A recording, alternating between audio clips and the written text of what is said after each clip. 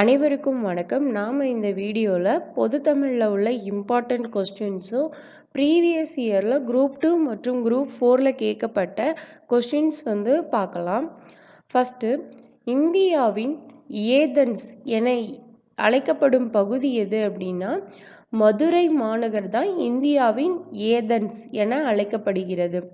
அடுத்தது, பூக்களில் சிறந்த பூ பருத்திப்பூ என கூறியவர் யார் அப்படின்னா திரு வி கல்யாண சுந்தரனார் அவர்கள் தான் பூக்களில் சிறந்த பூ பருத்திப்பூ அப்படின்னு சொல்லியிருக்காங்க. அடுத்தது, மேலி பிடிக்கும் கை வேல்வேந்தன் நோக்கும் கை என கூறியவர் யார் அப்படின்னா கம்பர் தான் கூறியிருக்காரு. அடுத்தது, தமிழ் இன்பம் எனும் நூலின் ஆசிரியர் யார் அப்படின்னா ரா பி சேதுப்பிள்ளை அவர்கள்.